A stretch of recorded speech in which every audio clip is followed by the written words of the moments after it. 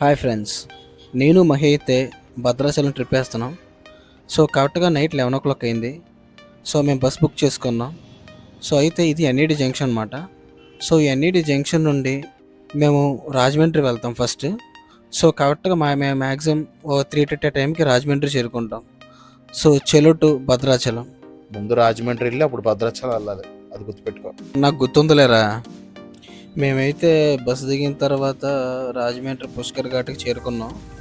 అప్పుడు అరౌండ్గా టైం అయితే 3:30 అలాగ అవుతుంది. సో అందుకని ఎక్కువ జనాలు అయితే లేరు.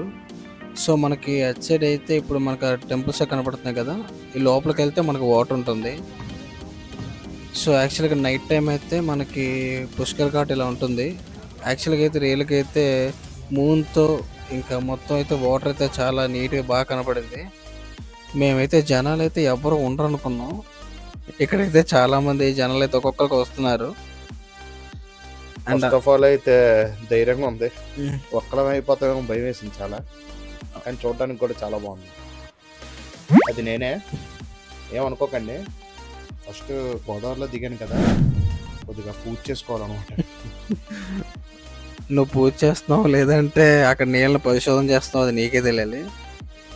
కానీ వాటర్ అయితే మాత్రం చాలా నార్మల్గా ఉంది.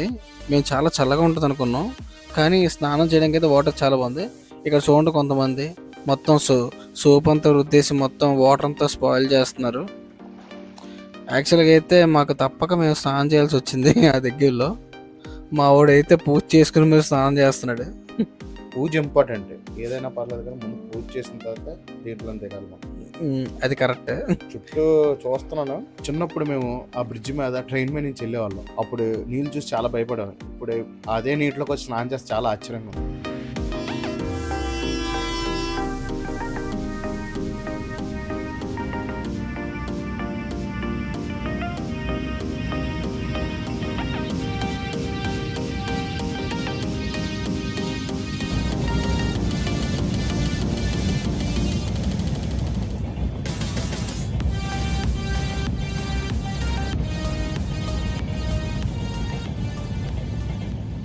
మేమైతే కంప్లీట్గా స్నానాలు అయితే పూజ చేసుకున్నాం.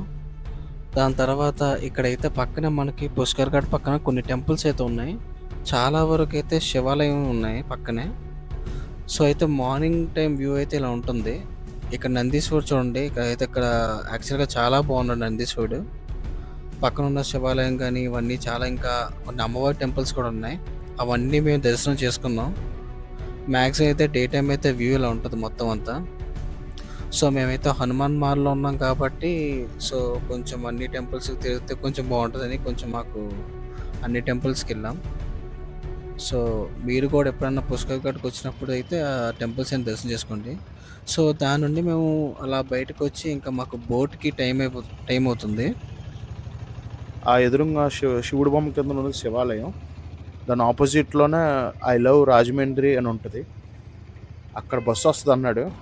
మేము బుక్ చేసుకుంది అయితే పున్నమి ట్రావెల్స్, వాళ్ళదే బస్సు. ఇక్కడ నుండి బోట్ వరకు ఆ బస్సు మీద పట్టుకెళ్తాడు. అరౌండ్ ఒక 40 కిలోమీటర్స్ ఉంటుందని చెప్పాడు.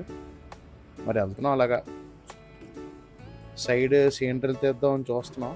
కానీ ఈ బస్సు ఈ గొయ్యల వల్ల కెమెరా కదిలిపోవడం, మేము కదిలిపోవడం జరుగుతుంది. చూడండి బస్సు ఎలా ఊగిపోతుందో. ఇంకా కొంచెం స్టెబిలిటీ ఉంటుంది కాబట్టి మా కెమెరాలో కొంచెం ఊగట్లేదు అది. ఆ బస్సు చూడండి ఎలా ఊగిపోతుంది. మ్యాక్సిమం అయితే కొంచెం పెద్దవాళ్ళు ఎవరైనా ఉంటే కనుక వాళ్ళైతే బస్సులో కొంచెం ఇబ్బంది పడతారు. ఎందుకంటే రోడ్స్ అయితే అసలు ఏం బాగాలేదు, చాలా కంజెస్టెడ్గా ఉన్నాయి. సో మేమైతే కొంచెము రోడ్ అయితే బాగాలేదు, 40 కిలోమీటర్స్ వరకు ఇలాగే ట్రావెల్ చేయాల్సి వచ్చింది. సో ఇలాగ రోడ్స్ అన్నీ మనకి ఈ టైంలో ఉంటాయి. కొన్ని అయితే మాకు రోడ్ ఇబ్బంది వల్ల మేము కొన్ని వీడియోస్ సరిగ్గా తీయలేకపోయాం. ఇక్కడైతే హనుమాన్ బొమ్మ అయితే ఉంటుంది, బాగుంది, చాలా బాగుంది. మాకు దారిలో అయితే కనిపించింది. అంటే ఎక్కడికి వెళ్ళినా హనుమాన్ మనకి వెనకాతలే వస్తారని చెప్పేసి మాకు చిన్న ఫీలింగ్ అయితే అనిపించింది. ఫైనల్లీ బోట్ పాయింట్కి వచ్చాం. ఇక్కడ చూడండి ఎన్ని బోట్లు ఉన్నాయో. ఇక్కడ కోతులు కూడా ఎక్కువ ఉన్నాయి. కానీ ఫస్ట్ ఆఫ్ ఆల్ మనం ఏమైనా థింగ్స్ తెచ్చినప్పుడు చాలా జాగ్రత్త చూసుకోవాలి.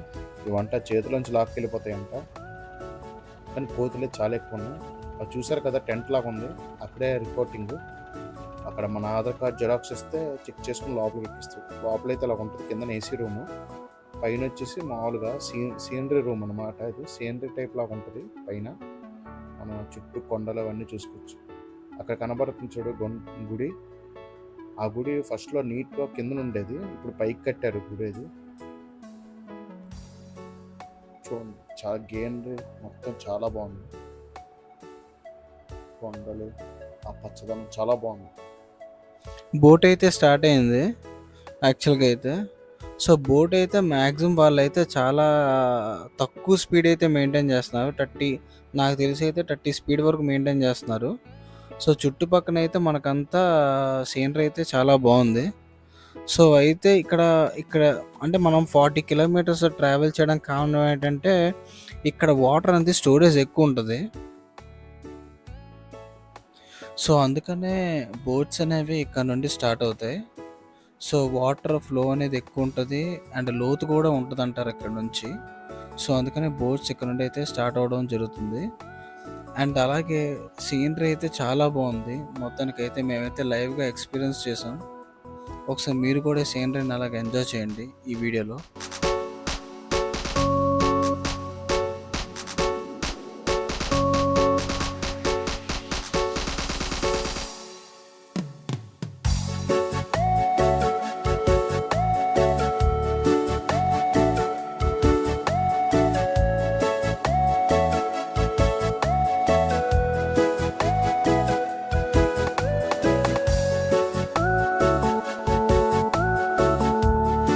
ఈ సీనరీ చూస్తుంటే నాకు చాలా ఆనందంగా ఉంది. అంతకన్నా ఆనందం ఏంటంటే ఇందులో ఏవో కొన్ని కల్చరల్ యాక్టివిటీస్ ఉన్నాయంట. ఏవో డ్యాన్సులు చేస్తున్నారు. కొంచెం ఎంటర్టైన్మెంట్ పర్లేదు, కొంచెం బోర్ కొట్టకుండా చేస్తున్నారు. ఇవన్నీ మనకి ఎందుకులే అని చెప్పి నేను జాగ్రత్తగా ప్రకృతిని ఎంజాయ్ చేస్తున్నాను నేను. చాలా బాగుంది అలాగా. వాటర్ ఫస్ట్ టైం ఇలాగా నేను మునుగాని ఇలాగా ఫస్ట్ టైం అనమాట ఇలా వాటర్ మీద వెళ్ళడం. చాలా బాగా ఎంజాయ్ చేస్తున్నాం. లొకేషన్స్ కూడా బాగా చూస్తున్నాం. ఇప్పుడు ఇక్కడ ఒక విలేజ్ తగులుతుంది. ఆ విలేజ్ ఏంటి మనం చెప్పు. ఆ విలేజ్ పేరు ఏంటంటే పశ్చిమ గోదావరి జిల్లా పోలవరం మండలం వాడపల్లి గ్రామం అంట. ఇక్కడ ఫస్ట్ ఆఫ్ ఆల్ ఇక్కడ పోలవరం ప్రాజెక్ట్ స్టార్ట్ అవ్వకముందు ఇక్కడ బోర్డింగ్ పాయింట్ ఉండేది. అంటే ఇక్కడ ఎక్కించుకుని వెళ్ళేవారు. ఈ పోలవరం ప్రాజెక్ట్ స్టార్ట్ అయిన తర్వాత కొన్ని ఊర్లు మునిగిపోవడం మొదలుపెట్టారు. చూసారా, ఆ విలేజ్ అంతా ఖాళీ చేసేసారు. అదిగోండి, అదే పోలవరం ప్రాజెక్ట్. ఈ పోలవరం ప్రాజెక్ట్ అటుపక్క డ్యామ్ ఉంటుంది. ఈ పోలవరం ప్రాజెక్టు గేట్లు మొత్తం 48 గేట్స్ ఉంటాయి. ఈ పోలవరం డ్యామ్ వల్ల నష్టాలు ఉంటాయి, లాభాలు కూడా ఉంటాయి. నష్టాలు ఏంటంటే మొత్తం 276 గ్రామాలు మునిగిపోతాయి.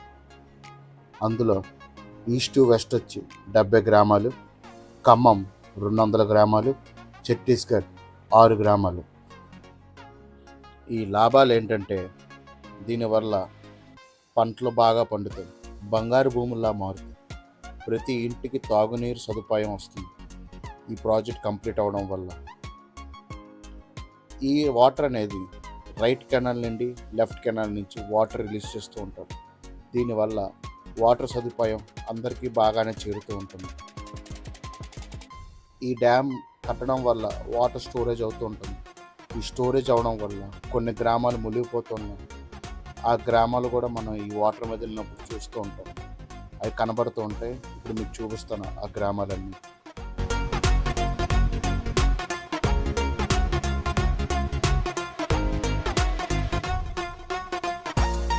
ఇప్పుడు కనబడుతున్న విలేజ్ వచ్చి తూర్పుగోదావరి జిల్లా దేవీపట్నం విలేజ్. ఇక్కడ అల్లూరు సీతారామరాజు కొల్లగొట్టిన 102 పోలీస్ స్టేషన్లో ఈ దేవీపట్నం పోలీస్ స్టేషన్. ఈ ఊరు ఇప్పుడు ఖాళీ చేస్తారు, ఎందుకంటే వాటర్ ఫ్లోటింగ్ కూడా ఈ ఊర్లోకి వస్తుంది. ఇది సమ్మర్ కాబట్టి ఇప్పుడు వాటర్ ఫ్లోటింగ్ తగ్గింది. అదే రైనీ సీజన్లో అయితే ఈ ఊరంతా మునిగిపోయింది. ఈ విలేజ్ ఇలా మునిగిపోవడం చాలా బాధగా ఉంది. మన సినిమాల్లో అట్లా చూస్తూ ఉంటాం. ఈ విలేజ్ వాతావరణం చాలా బాగుంటుంది. కానీ ఇక్కడ చూస్తే విలేజ్లన్నీ అంతరించిపోతున్నాయి వాటర్ కారణం. కానీ ముందు జనరేషన్ కోసం ఇవి తప్పవు.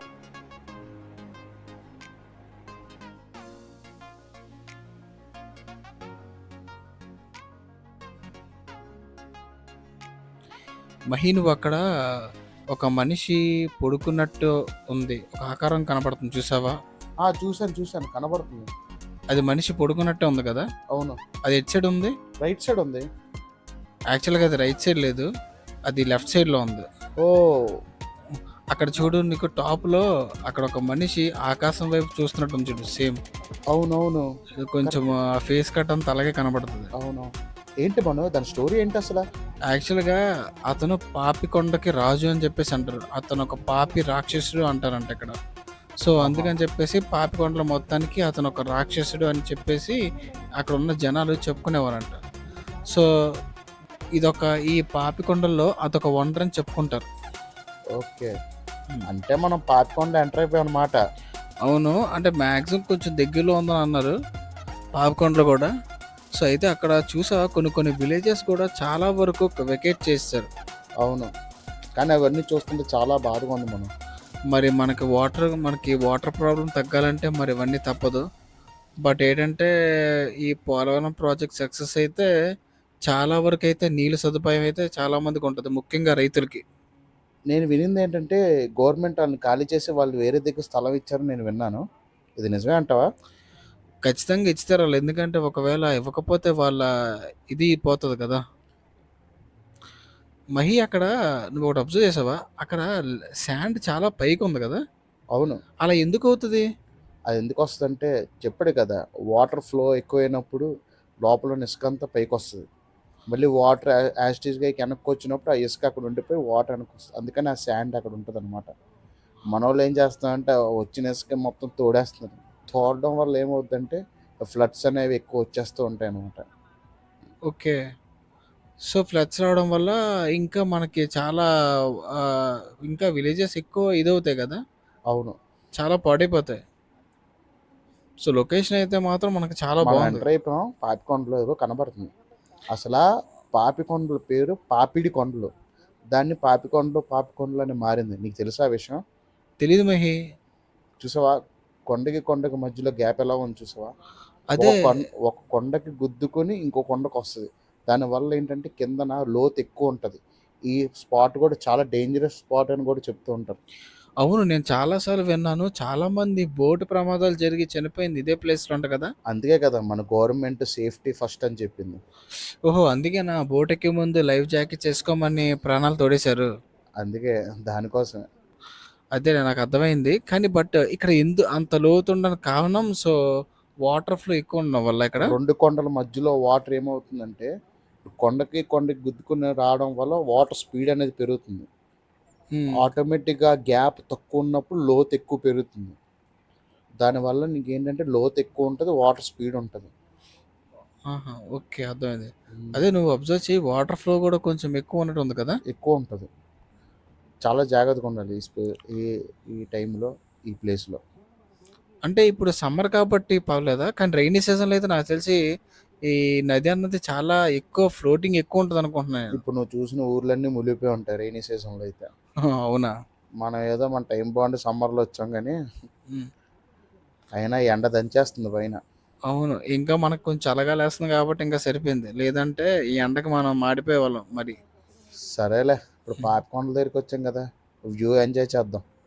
హ్మ్.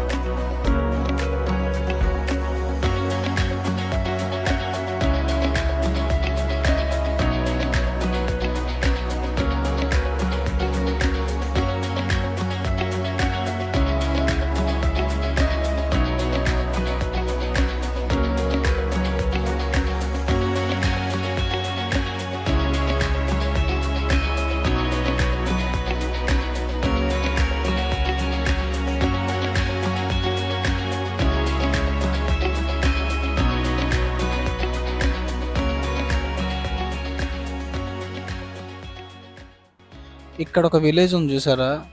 ఈ విలేజ్ ఏంటంటే యాక్చువల్‌గా ఈ విలేజ్‌లో పవర్ సప్లై అనేది ఉండదంట. అక్కడ వాళ్ళకి ఏ అవసరమైనా సరే మనం బస్సు మీద, ఆటో మీద ఎలాగెళ్తాం ఒక ప్లేస్ నుండి ఇంకో ప్లేస్‌కెళ్ళడానికి. కానీ ఈ విలేజ్‌లో ఏదైనా సరే, ఏ అవసరమైనా సరే వీళ్ళు బోట్ల మీద ఎళ్ళాలి. అది సమ్మర్‌లో అయినా, రైనీ సీజన్‌లో అయినా క అండ్ చాలా ఇబ్బంది పడుతూ వెళ్ళాల్సొస్తదంట వీళ్ళు.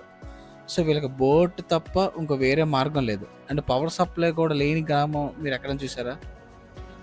సో, ఆ విలేజ్ దాటిన తర్వాత ఇక్కడ పైన ఒక గుడుందంట శివాలయం. అక్కడ బ్యాగేసుకొని చాలా స్పీడ్‌గా ఒక మనిషి ఎళ్తున్నాడు చూసారా? అది నేనే. ఎందుకంటే కొంచెం మాల వేసుకున్నాను కాబట్టి కొంచెం కాళ్ళన్నవి గట్టిగా కాలిపోతున్నాయి. ఎందుకంటే ఈ ఎండ చాలా గట్టిగా ఉంది. సో, అందుకని చెప్పేసి. మావోడేమో వీడియో తీసుకుంటూ స్లోగా వస్తున్నాడు. ఆయనేమో స్పీడ్‌గా రమ్మంటున్నాను. సో, కాళ్ళైతే కాలిపోయాయి. కానీ ఇదైతే నాకు ఒక కొత్త ఎక్స్‌పీరియన్స్. ఎందుకంటే ఈ ప్లేస్‌లో ఈ టెంపుల్ ఇలాగ ఉండడం అయితే చాలా బావుంది. అండ్ మొత్తం అయితే టెంపుల్ అంతా కొంచెం మొత్తం నేను చూస్తున్నాను. అంతా అయితే మనకి చుట్టుపక్కలంతా మనకన్నీ అవైలబుల్ ఉన్నాయి. డ్రింక్స్ గానీ, లేదా లైక్ కొన్ని కొన్ని ఆహ్, లే షాపింగ్‌కి సంబంధించిన వస్తువులు గానీ, ఇవన్నీ అయితే పక్కన అవైలబిలిటీలో ఉన్నాయి. నెక్స్ట్ ఇక్కడ డ్రింకులు కొనాలన్నా, ఏం కొనాలన్నా ఎంఆర్‌పీ కన్నా ఎక్కువ అమ్ముతున్నారు. ఎందుకంటే ఇక్కడ పవర్ కట్ అసలు పవర్ అనేదే ఉండదు. కట్ ఏంటి అసలు పవరే ఉండదు. వీళ్ళేంటంటే జనరేటర్ మీద కూల్ చేస్తారనమాట ఆ డ్రింకులవన్నీ. దానివల్ల వీళ్ళేంటంటే ఎంఆర్‌పీ ₹30 అంటే ₹50కి అమ్ముతారు. వాటర్ బాటిల్ ₹20 కొంటే ₹30కి అమ్ముతారనమాట.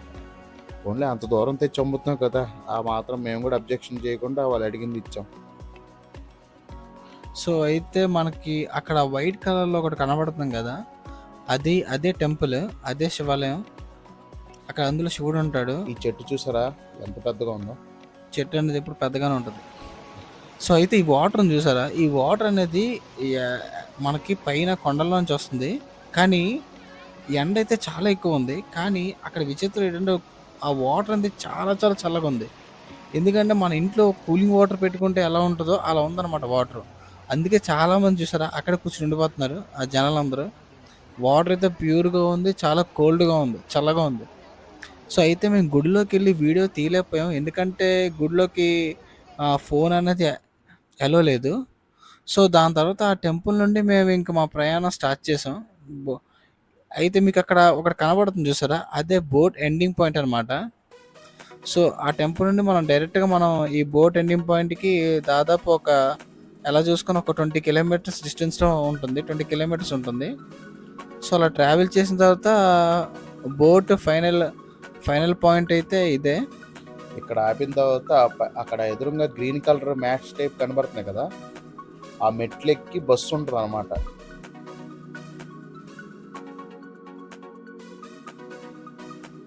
ఆ బస్సు ఎక్కేసి అక్కడి నుండి మనం భద్రాచలం వెళ్ళాలి. కానీ భద్రాచలం వరకు బోట్ ఎందుకు వెళ్ళట్లేదంటే మీకు చెప్పాను కదా! వాటర్ ఫ్లో అనేది ఇక్కడ వరకే ఉంటదనమాట. ఇక్కడ నుండి మళ్ళీ మీకు వాటర్ ఫ్లో అనేది తగ్గిపోద్ది. సో, దానికి కారణంగా ఏంటంటే మనకి బోట్ అనేది ఇక్కడితోని ఆపేస్తున్నారు. సో, మేమైతే బోట్ దిగి ఇక్కడ నుంచి ఆ పైన స్టెప్స్ నుండి వెళ్ళి బస్సు ఎక్కాం. సుమారు ఈ బస్సు నుండి మనకి భద్రాచలం 40 కిలోమీటర్స్ ఉంటదంట. సో, 40 కిలోమీటర్స్ తర్వాత మేము భద్రాచలం చేరుకుంటాం. సో, అలాగైతే మా బోట్ జర్నీ అయితే కొంచెం సుఖంగా సాగింది. ఏ ప్రమాదం లేకుండా. సో, ఇక్కడ నుండి మేము భద్రాచలంకి స్టార్ట్ అయ్యాం. సో, భద్రాచలం రీచ్ అయిన తర్వాత మేము ఒక రూమ్ తీసుకున్నాం. రూమ్ అయితే అంత వర్తీ కాదు. సో, మేము వెళ్ళిన రోజు కూడా హనుమాన్ జయంతి రోజు వెళ్ళాం. సో, అప్పుడు గుడంతా చాలా రష్ ఉంది. అండ్ రూమ్స్ కూడా అవైలబుల్ లేవు. ఏదో మాకు ఈ రూమ్ అనేది దొరికింది. రూమ్ అయితే అంత వర్తీ కాదు. సో, అందుకే నేను మీకు రూమ్ గురించి నేను అంత డీటెయిల్స్ ఇవ్వట్లేదు. ఆ రూమ్‌లో ఫ్రెష్ అప్ అయిన తర్వాత అలాగా రెడీ అయ్యి మేము గుడి దగ్గరికి వచ్చాం దర్శనం కోసం. దర్శనం అయ్యి అలా బయట కూర్చొని అలా గుడి వైపు అలా చూస్తూ ఉంటే ఏదో కొద్దిగా ఆనందంగా ఉంది. చుట్టుపక్కల ఎలా ఉందో చూద్దాం ఒకసారి. నైట్ అయిపోయింది కదా! ప్లెజెంట్‌గా ఉంది. గుడి నుంచి నైట్ వ్యూ అయితే ఇలా ఉంటుంది. చూడడానికి చాలా బావుంటది. మాక్సిమం ఇక్కడ అందరూ మాకు హనుమాన్ మాల వేసుకొని చాలామంది కనపడ్డారు. కానీ నైట్ టైమ్ అయితే గుడి అయితే మాకు చాలా బాగా నచ్చింది. మంచి పీస్‌ఫుల్‌నెస్‌గా అనిపించింది మాకైతే. సో, మళ్ళీ మేము ఎర్లీ మార్నింగ్ మాకు ఇంకో దర్శనం ఉంది 4:00కి. సో, ఆ 4:00 దర్శనం చేసుకోవడానికి మేము మళ్ళీ మార్నింగ్ ఎళ్లి దర్శనం చేసుకున్నాం. సో, చేసుకొని ఇంకా కిందకొచ్చాం. ఇక్కడ ఆటో ఏమన్నా తీసుకొని బస్ స్టాండ్‌కి వెళ్ళాలి భద్రాచలం బస్ స్టాండ్. అక్కడి నుండి మధ్య హనుమాన్ టెంపుల్‌కి వెళ్దాం అనుకుంటున్నాం. ఇదిగోండి ఇదే. Bus complex. ఇక్కడికి వచ్చాం, మరి బస్ కోసం వెయిటింగ్. ఇంకో బస్సు వచ్చింది, ఆల్రెడీ బస్సు ఎక్కాము. సో సో మేమైతే ఈ భద్రాచలం బస్ స్టాండ్ నుంచి జంగారెడ్డిగూడెంకి వెళ్తున్నాం. జంగారెడ్డిగూడెం దగ్గర మనకి మధ్య హనుమాన్ టెంపుల్ ఉంటుంది. అది చాలా ఫేమస్ టెంపుల్ అంట. సో అక్కడికైతే మేము బస్సులో ట్రావెల్ చేసాం. సుమారు ఒక 116 కిలోమీటర్స్ ఉంటుంది భద్రాచలం నుండి జంగారెడ్డిగూడెం. అక్కడ నుండి మనకి జంగారెడ్డిగూడెం కాంప్లెక్స్ నుండి మనకి హనుమాన్ టెంపుల్కి జస్ట్ ఒక 4 కిలోమీటర్స్ ఉంటుంది. సో ఆటో తీసుకున్నాం అక్కడే. ఆటో నుంచి మేము మధ్య ఆంజనేయ స్వామి టెంపుల్కి వెళ్తున్నాం. ఆల్రెడీ జంగారెడ్డిగూడెం చేరిపోయాం. సో ఇది మనకి మధ్య ఆంజనేయ స్వామి గుడి స్టార్టింగ్ ఎంట్రన్స్ ఇలా ఉంటుంది మొత్తం అంతా. ఇక్కడికైతే చాలామంది సెలబ్రిటీస్ కూడా వస్తారంట. మన మెగాస్టార్ చిరంజీవి గారు కూడా మనకి ఈ టెంపుల్కి వస్తూ ఉంటారంట. సో అంత ఫేమస్ టెంపుల్ ఇది. సో గుడి ఎంట్రన్స్ అయితే ఇలా ఉంటుంది. కానీ ఈ గుడి కూడా పొలాల మధ్యలో ఉంది, చాలా గ్రీనరీలో మధ్యలో ఉంది గుడి కూడా. మెయింటెనెన్స్ కూడా బాగా చేస్తున్నారు ఈ గుడిది. సో టెంపుల్ అయితే బాగుంది. సో టెంపుల్ మనకి ఫ్రంట్ వ్యూ అయితే ఇలా ఉంటుంది. సో చాలా బాగుంటుంది టెంపుల్ అయితే. సో మేము కూడా హనుమాన్ మాల్లో ఉండడం, ఇలా ఆంజనేయ స్వామి గుడికి వెళ్ళడం కూడా మాకు చాలా ఆనందంగా అనిపించింది. గుడి లోపలికి వెళ్ళిన తర్వాత మొత్తం అంతా ఎన్విరాన్మెంట్ అయితే ఇలా ఉంటుంది. సో చుట్టూ అయితే మాకు చాలా బాగుంది. యాక్చువల్గా మేము ఈ చూసిన అట్మాస్ఫియర్ మొత్తం మాకైతే విజయవాడలో మోపిదేవి అని ఒక టెంపుల్ ఉంటుంది. ఆ టెంపుల్ ఇది కొంచెం సిమిలర్గా ఉన్నట్టయితే నాకు అనిపించింది. మీకు కూడా అలాగే అనిపిస్తే కనుక ఈ వీడియోలో కామెంట్ చేయండి. సో హనుమాన్ టెంపుల్ అయితే కొంచెం ఇలా ఉంది. అయితే గుడి కూడా చాలా మంచిగా మెయింటైన్ చేస్తున్నారు. అండ్ దాని తర్వాత మాకు లక్కీగా ఆ టైంకి ఆ పక్కన అన్నదానం అవుతుంది. సో టోకెన్స్ తీసుకుని మేము ఇలాగా ఆ గుడి పక్క నుండి మేము ఇలా వచ్చాం. సో ఇక్కడైతే అన్నదానం అయితే పెట్టారు. ఇక్కడ అన్నదానం జరుగుతుంది ఇక్కడ. పర్లేదు, టేస్ట్ కూడా బాగానే ఉంది. తర్వాత అక్కడ నుండి ఇంకా రాజమండ్రి కాంప్లెక్స్కి వచ్చాం. రాజమండ్రి కాంప్లెక్స్ నుండి మళ్ళీ వైజాగ్కి వెళ్ళడానికి బస్సు ఉంది. మా బస్సు రావడానికి ఇంకా కొంచెం టైం పడుతుంది. అందాక కాంప్లెక్స్లో కూర్చున్నాం. మా బస్సు అయితే కొంచెం డిలే ఉంది. సో అందుకని అప్పుడు దాకా మేమైతే కొంచెం ఇక్కడ బస్ స్టాండ్లో వెయిట్ చేయాల్సి వస్తుంది. ఇంకా ఏముంది ఫ్రెండ్స్, ఇక్కడ నుంచి మేము ఇంకా మేము నైట్ కల్లా వైజాగ్ అయితే రీచ్ అయిపోతాం. సో మీకు ఈ వీడియో నచ్చిందని మేము కోరుకుంటున్నాం. మా వీడియో కనుక మీకు నచ్చుంటే లైక్ చేయండి, షేర్ చేయండి, సబ్స్క్రైబ్ చేయండి. సో మా ఛానల్ని ఫాలో అవ్వండి. మా వచ్చే ప్రతి ఒక్క వీడియో అప్డేట్స్ మీకు వస్తూ ఉంటాయి. కానీ బెల్ ఐకాన్ మాత్రం తప్పకుండా ప్రెస్ చేయండి. Thank you for watching. మరో కొత్త వీడియోతో మీ ముందుంటాం. బాయ్.